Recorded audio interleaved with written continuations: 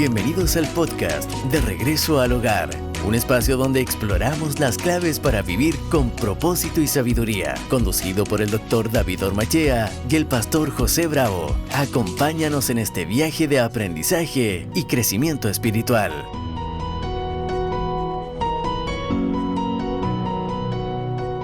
Bienvenidos, queridos amigos, un abrazo para todos ustedes. Qué bueno que ustedes están una vez más conectados con nosotros, porque nosotros queremos conectarnos con ustedes periódicamente.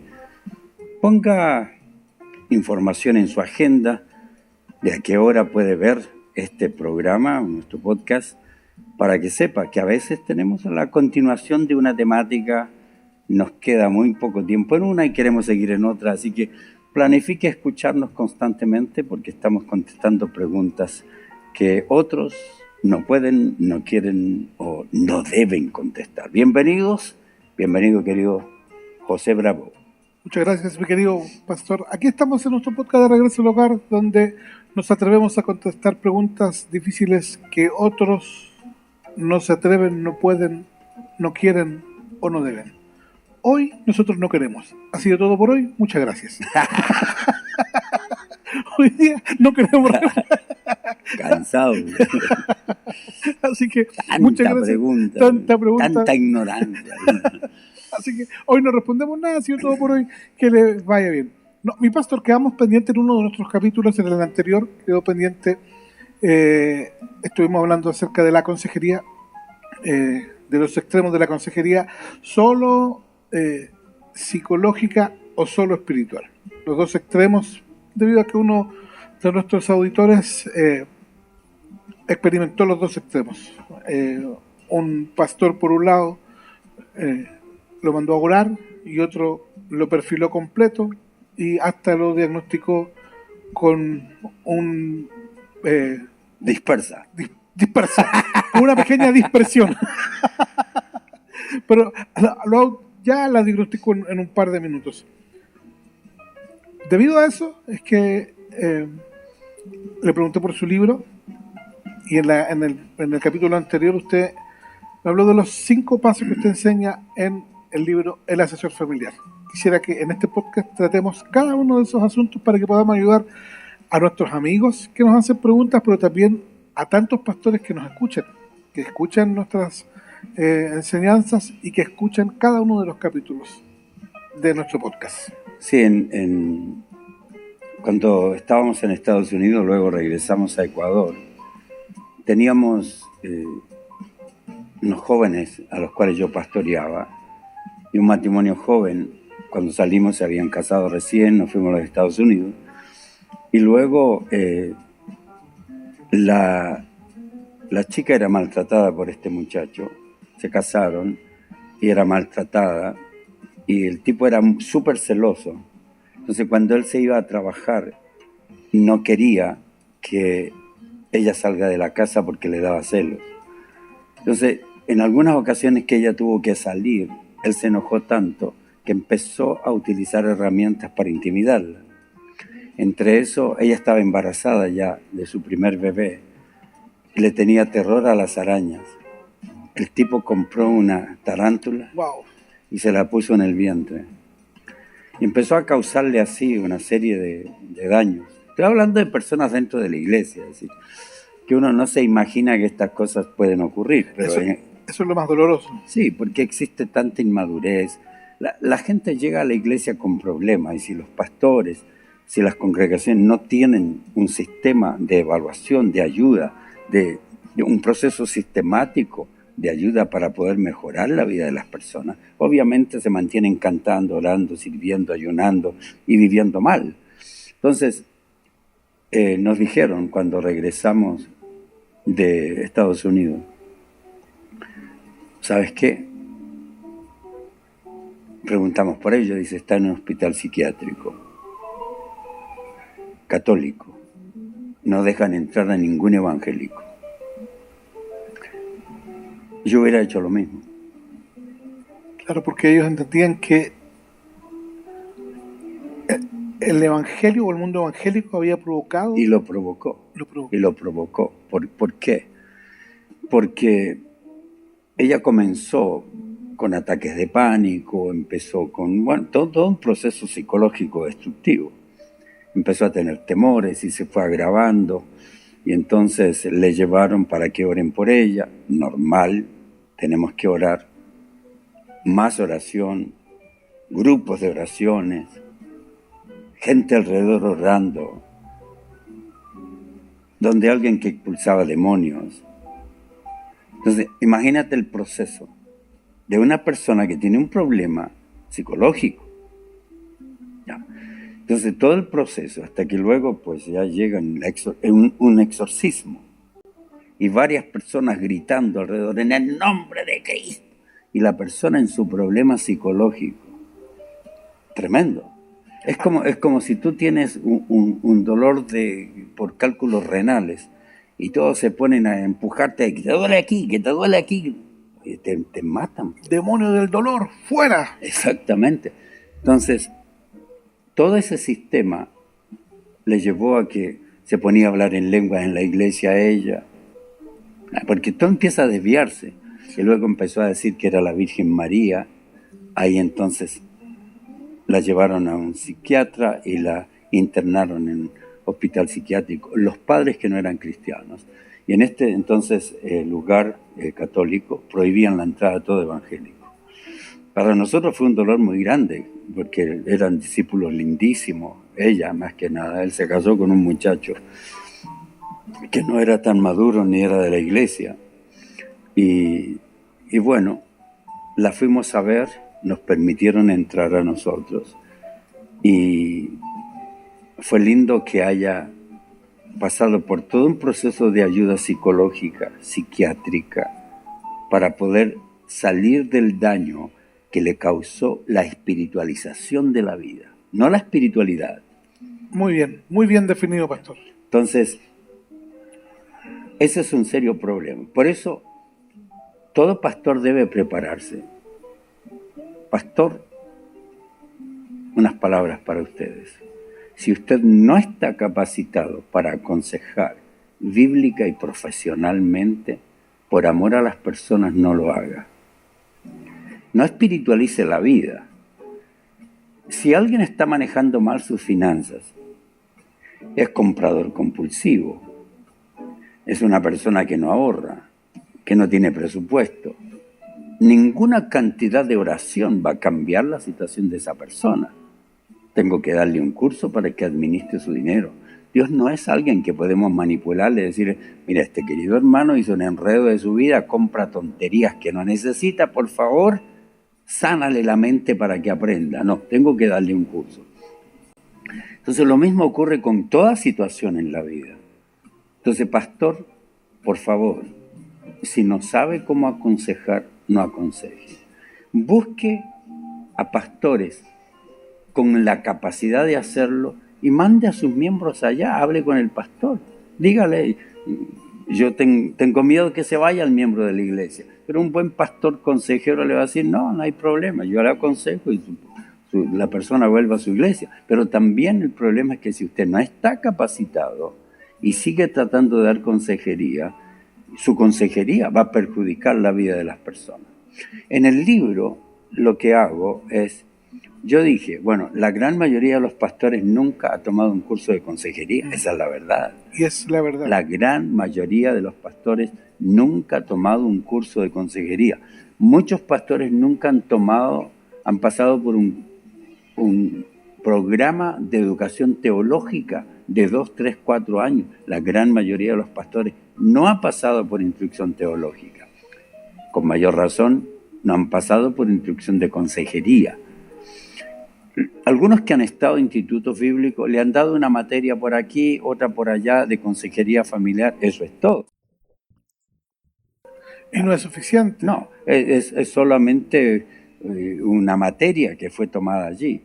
Entonces, como la gran mayoría no sabe aconsejar apropiadamente, yo dije, bueno, en mi grado doctoral, quiero entregar a la gente una tesis para que puedan, aún los laicos que desean aprender a aconsejar, pasar por todo este proceso. Entonces, lo que hago en el libro es primero hablar de qué es la consejería. Entonces explico lo que hemos hablado ahora, que hay que tener mucho cuidado. Entonces, las 5 áreas en que trato en el libro, primero es la necesidad de preparación del consejero. Ese es el primer capítulo. El consejero debe prepararse continuamente. Yo vivo estudiando. Claro, nunca termina el proceso. Nunca termina. Si esto es más importante que un médico. Pues. Así es. No solo podemos dañar psicológicamente a una persona, también se puede dañar físicamente a una persona cuando le dicen que no se tome las medicinas que tiene que tomar. Y se puede mandar al infierno a personas porque se decepcionan del Dios y se alejan y nunca han conocido a Dios. Estaban en el proceso de conocer a Dios y nosotros fuimos un interruptor en el proceso. Entonces, el primer capítulo tiene que ver con la necesidad de la preparación del consejero. Pastor, la gente que más se resiste a buscar consejería profesional en el mundo cristiano son los hermanos de formación pentecostal. Sí, normalmente las estadísticas, hablando de, como dijiste, dato mata qué. Dato mata relato. Dato mata relato, sí. Las estadísticas dicen que las personas religiosas, especialmente las mujeres, son las que menos buscan ayuda profesional en caso de problemas emocionales, psicológicos, mentales. Que las personas religiosas son las que menos buscan ayuda profesional, católicas y evangélicas. Las que menos denuncian casos de violencia doméstica, católicos y evangélicos. Así que, ¿por qué ocurre aquello? Uno, porque existe la tendencia a irse al extremo de creer que la fe le va a curar todo. ¿Para qué consejo si tengo fe? Claro. Segundo, porque los pastores no quieren referir a alguien a otra persona. Bueno, de hecho ayer estuvimos nosotros, anoche estuvimos cenando y estábamos cenando. Uno de los que estaba en la mesa con nosotros era un líder de una iglesia cercana a la nuestra y otro le dice, bueno, ahí están ustedes quitándose las ovejitas. Y le dije, no es el estilo nuestro. No es el estilo nuestro. ¿Por qué? Porque como consejero a nosotros nos llega una cantidad impresionante de hermanos de otras iglesias y nosotros no tenemos la meta de traerlos y trasladarlos de iglesia. Sí tenemos la meta de ayudarles saludablemente. Hay casos, pastor, en los que sí es recomendable que los hermanos se cambien de iglesia. Indudable. Yo tenía antes una filosofía dentro de mi ética pastoral, de nunca permitir que alguien que buscó consejería en la iglesia que yo pastoreaba se quede en la iglesia, la mandaba de regreso a la congregación, hasta que una mujer, cuando comencé con mis conferencias para mujeres maltratadas, y llegaban muchas mujeres de otras congregaciones, y entonces una hermana que el pastor le aconsejó que ore, que ayune, que haga todo, y le seguían maltratando, y ella volvía, hermana, siga ayunando, vino acá, le confrontamos el problema, confrontó al abusador, metimos en la cárcel al marido por violento, solucionó su problema, y entonces luego me dice, ¿ahora qué hago? Le dije, hermana, vaya a su congregación, y se fue. Después de unas semanas volvió y me dice, pastor, estuve pensando, usted me ayudó a salir de un sistema de consejería que era perjudicial para mi vida y que nunca me ayudó, y que es el sistema de la congregación donde yo asisto, y luego me manda de regreso allá. Entonces, de allí en adelante yo cambié. Hay casos en que sí, es esencial decirle a la gente, tiene que salir de esa congregación. Así que el primer paso es la consejería. Es esencial la preparación del consejero. El segundo es conocer a las personas.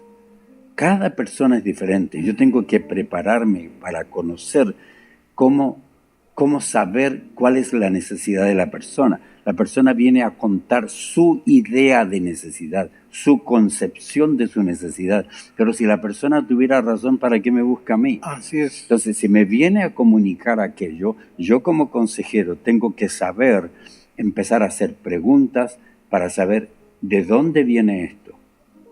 Volvamos al ejemplo de un estado depresivo. Tal vez tiene un marido violento. Tal vez tiene hijos que están metidos en drogas. Tal vez está tomando medicinas que producen. Tal vez se le murió un familiar. Así que la segunda parte es conocer al aconsejado. Y para eso es mucha pregunta. No es que vengan una sesión y punto, conocer. Así es. Ahora vienen los 3 pasos de la consejería. Estos 5 pasos, los 2 primeros es la necesidad de la consejería, cómo prepararse el consejero. El segundo, cómo conocer al aconsejado. Y aquí vienen los otros 3 pasos. Los 3 son con R. Primero es relación. Tengo que relacionarme, tengo que establecer confianza. Tengo que... En mi caso es diferente, porque toda persona tiene confianza en mí. Claro. Porque soy un personaje internacional reconocido. Y porque es un consejero reconocido y mentor de la mayoría de los consejeros, o directamente o indirectamente, pero no existe un consejero en Latinoamérica que no se haya cruzado con un libro de David Ormachea. Sí, y entonces la gente adquiere un grado de confianza inmediata, pero Sí. un pastor debe entender que aunque la persona sea miembro de su iglesia, que tiene un grado de confianza, tiene que conocer más de la intimidad de la persona. Así que el primer paso es la relación sabia. La segunda es encontrar la realidad. Los pastores creen que tratando el fruto se va a arreglar el problema. Entonces sería relación-realidad, porque dijo 3 Así R's, es, ¿cierto? relación-realidad. En la realidad, el fruto no debe ser tratado. Si yo tengo una plaga en un árbol y el fruto está dañado, el problema no es el fruto. Qué poderoso. Ya. Entonces, el secreto de encontrar la realidad es que el problema de la persona no es una planta, es un árbol. Y ese árbol tiene raíces. Entonces tengo que ir a la raíz de los problemas, tengo que encontrar lo que dije antes. ¿Por qué razón está ocurriendo esto? ¿Ha tenido un evento? ¿Está sufriendo algo? ¿Qué está pasando en su vida?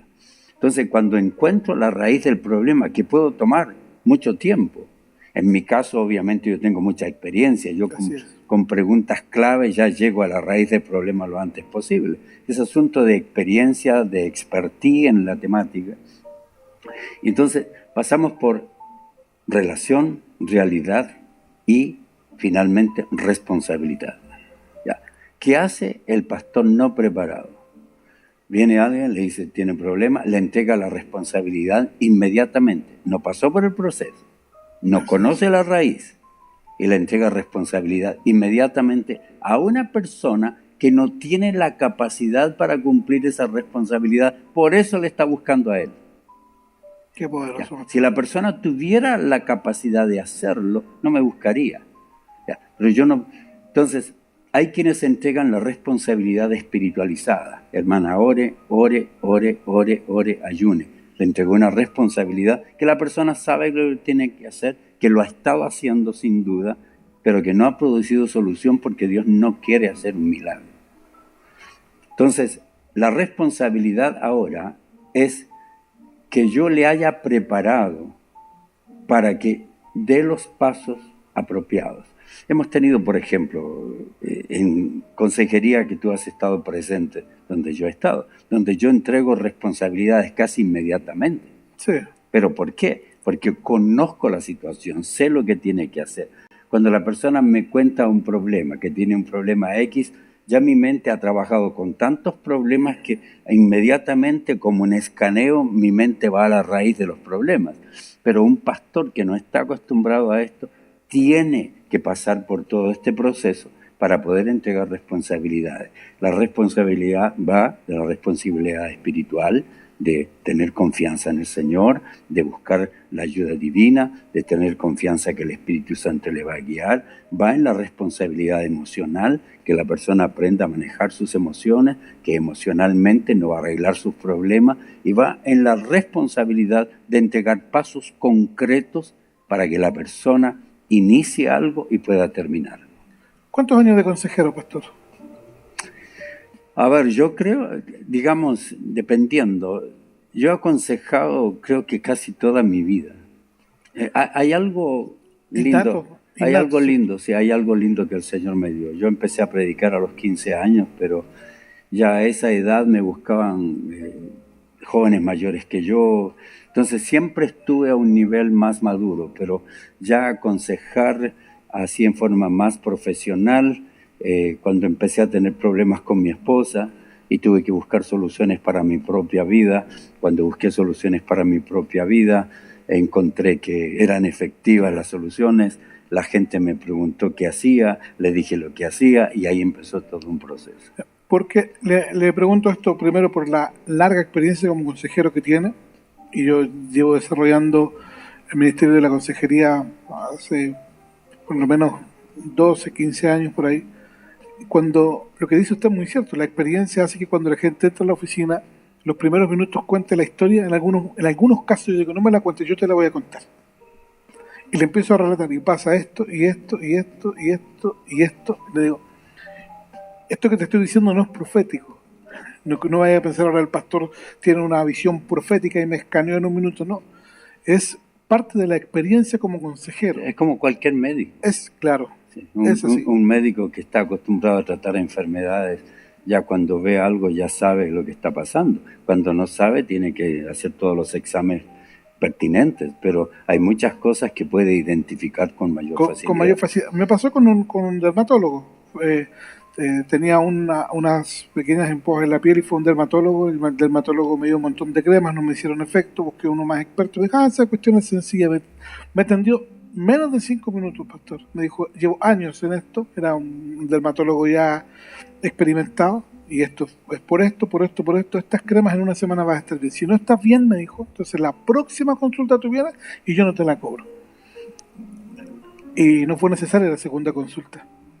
La expertise es una herramienta poderosa en las manos de un consejero. No estamos diciendo... Claro, si la ha desarrollado bien. Si la ha desarrollado bien. La mera experiencia, alguien dijo, la experiencia es la madre de las maestras. No es verdad. Porque hay quienes no aprenden nada de la experiencia. Así es. Es la experiencia dirigida. Cuando soy dirigido, cuando alguien me ha dicho, mira, da estos pasos. Cuando he leído un libro, da estos pasos. La experiencia dirigida me lleva a preparar mi mente para aprender procesos y para aprender a identificar situaciones. Si hay algún pastor que nos está escuchando y quiera y necesita o está pensando, dice, todo eso yo no lo tengo, me gustaría contactar a David Ormachea para que me dé el curso. ¿Tienen esa opción los pastores? No en este momento, pero sí esperamos tenerlas.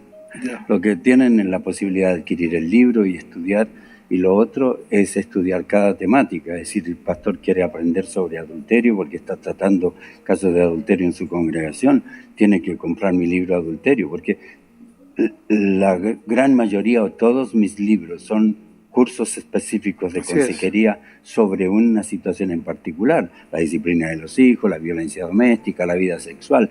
El pastor tiene que leer todo eso, tiene que hacerlo parte de su vida para poder aconsejar. Así que yo al pastor le aconsejaría, compre todos mis libros. Y no porque quiera vendérselo, ya tuviste que las ganancias que eran $37 en 6 meses de la venta del libro del asesor familiar. Entonces, no es por enriquecerme, el asunto es que es necesario, pase por los cursos y va a tener la capacidad, pero tiene que estudiarlo, tiene que sentarse, qué sé yo, por un mes a estudiar el libro de adulterio. Esto se requiere disciplina, no llega nada de la nada.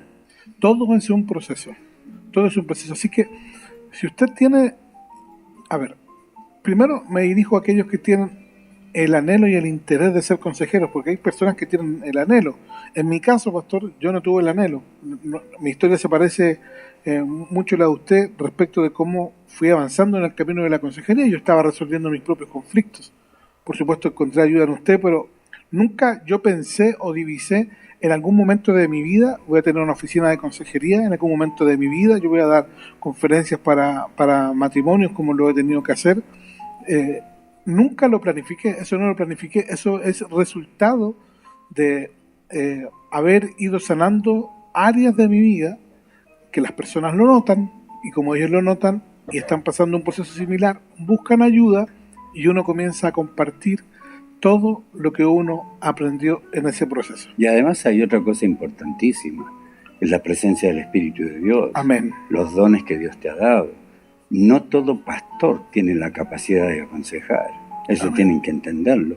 También hay algo innato, algo que viene con uno, que es parte de uno. Así como dice, instruye al niño en su carrera y aun cuando fuere viejo no se apartará de él. Está diciendo, todo niño trae una inclinación. Y esa inclinación los padres tienen que descubrirla para no presionarle a que sea un futbolista cuando el tipo es un artista. Entonces yo tengo que, como padre, conocer qué inclinación Dios le dio al niño. Bueno, hay quienes hemos sido llamados por Dios. Yo no quería ser pastor, yo no quería ser consejero, yo no quería esto. Yo quería tener dinero, yo quería ser un empresario, yo quería tener dinero para apoyar las causas, yo quería ser millonario para apoyar los ministerios. Dios no me dejó hacer eso. Pero Él me dio esta habilidad, como te la dio a ti, que en el proceso se va construyendo porque Dios te dio aquello innato, te dio los dones del Espíritu, te dio la experiencia, el deseo de aprender, y todo aquello en conjunto te va a llevar a ser el consejero que Dios quiere que seas. Amén. Gracias, pastor. Hemos tenido un excelente programa. Comparta la publicación, comparta con amigos en todas sus redes sociales, cuénteles que tenemos estos podcasts que le van a ayudar mucho. Ha sido toda una bendición estar con ustedes en este nuevo capítulo de nuestro podcast De Regreso al Hogar. Hasta nuestro próximo programa. Un abrazo para todos.